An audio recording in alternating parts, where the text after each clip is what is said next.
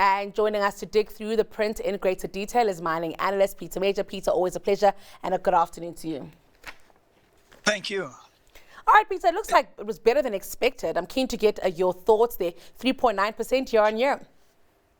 Same exact thoughts as you've got. Yes, I was very pleasantly surprised to see this. You read too many of the newspapers, watch too much of Carte Blanche, you can't imagine any numbers coming up. And I like to think, pray, and hope maybe things have gotten so bad that we have reached bottom, that things, at least for the time being, can't get worse. And that's mainly on the infrastructure side, on the railroad, the harbors, and the ESCOM. So yeah, really good news. That's production. That's tons moved is 4% higher than a year ago. And I think our infrastructure was in better shape a year ago. So the miners deserve a pat on the back. And just month on month, 2% higher production than even last month. So that's good reason to believe we've bottomed on the production side. You know, that tons of coal can only go up from here, that ounces of platinum and gold can only go up. But we have seen the layoffs. Layoffs don't always mean production's coming down. They could be non-essential, real important services. Let's hold our breath, let's pray, and let's keep government to the grindstone here, because government is the biggest player. On the sales side, I also thought the sales were surprisingly good. To say that our total sales were only minus 1% from a year ago. And we know these PGM prices have fallen more than 50% from a year ago. And yes, platinum was a big contributor there. They were down 32% on sales. Coal was down 18% on sales. But that's because last year we were getting insane prices on coal. RB1 was going for $400 a ton. It's now going for 145. Ask any coal producer 2 years ago, would he be happy with 145? He would kiss and hug you to death. And even today, we're very happy. Anything over $100 a ton, we're happy with. So yes, it's a fall from insane heights a year ago, but if these prices can stay around 130, 140 at coal, we're in good tunes. And iron ore. Amazingly, iron ore is 20% higher in price than it was a year ago. It's $137. Anything over $100 for iron ore is very good news for us. So there is reason for optimism. It shows the macros aren't doing that bad. Gold, $2,000 an ounce. We just have to worry about ourselves. We got to worry, how do we get ESCOM, Transnet, the harbors, the railroads, how do we get those back under control? Let's get them back to where they should be.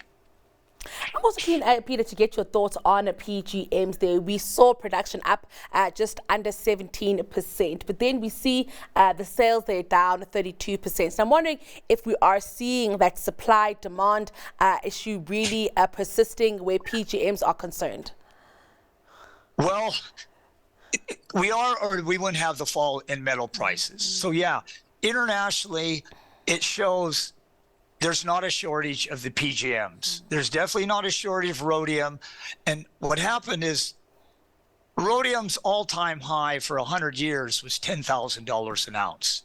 During COVID, it went to $30,000 an ounce.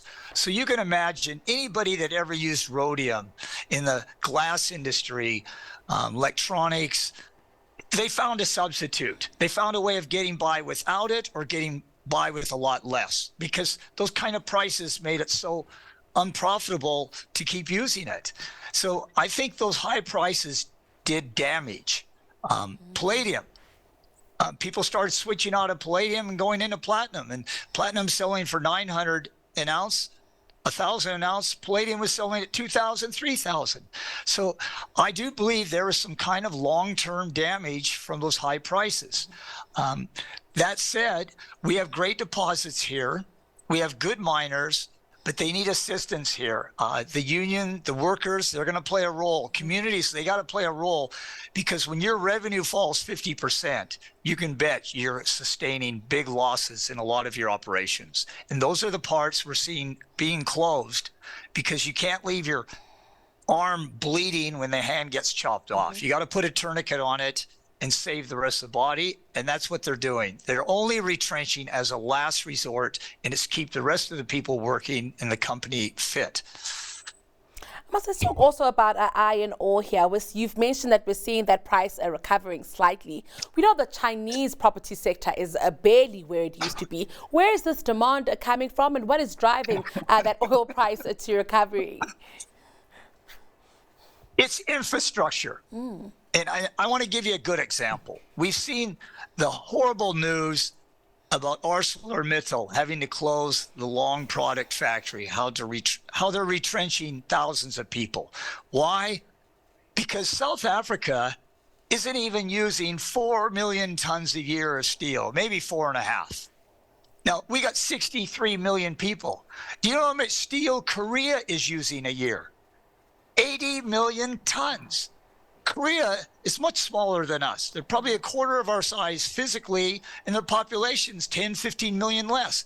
They are using 80 million tons, and they are a developed country. They're not a growing country. So that shows the magnitude of how bad things are in South Africa. We can't even use 5 million tons of steel. We have no building, no construction going on, no development going on, no expansion. We don't even have replacement and maintenance going on. So, yeah, China, 500 million tons of steel use, 550. I agree, they're going to be using less. But if you're using 550 million tons and you use 10% less, you're still using 500 million tons. And we produce a very high-grade, lumpy ore that they love. So we will get cut on less of our production from China than the big suppliers like Brazil and Australia. But it shows government's got to wake up and help our country, help its people. Now, Peter, I'm not sure if we'll speak again in 2023, but I'm just keen to get your thoughts on some of the trends that might drive mining at the end of 2023 into 2024. And as we speak about possible interest rate cuts, could that do anything for our miners, into 2024? It does help the miners, yes, because normally interest rates cuts stimulate production in the country. And that's why people watch interest rates. China and America are tied. They're the two biggest, richest countries by far. And everyone stares at their interest rates because when those rates come down, construction goes up, building goes up, consumerism goes up. Our interest rates, we've seen, even when they start coming down, construction lags. Construction complains government's not spending half what they normally did on infrastructure, and private industry is spending even a lot less because the environment is risky. The environment is dubious. There is so much red tape. There's so many rules and regulations, from BEE to protection to favoritism to tenderpreneurs. All of that has a huge, massive down effect on spending by companies and by individuals. So we don't want to keep pointing at government unnecessarily, but just a fall in interest rates isn't going to help us very much if government doesn't free up this economy, the companies, and the people to grow and do what they're good at. It can't control everything. It's this enormous centralized control that's put a damper on our growth.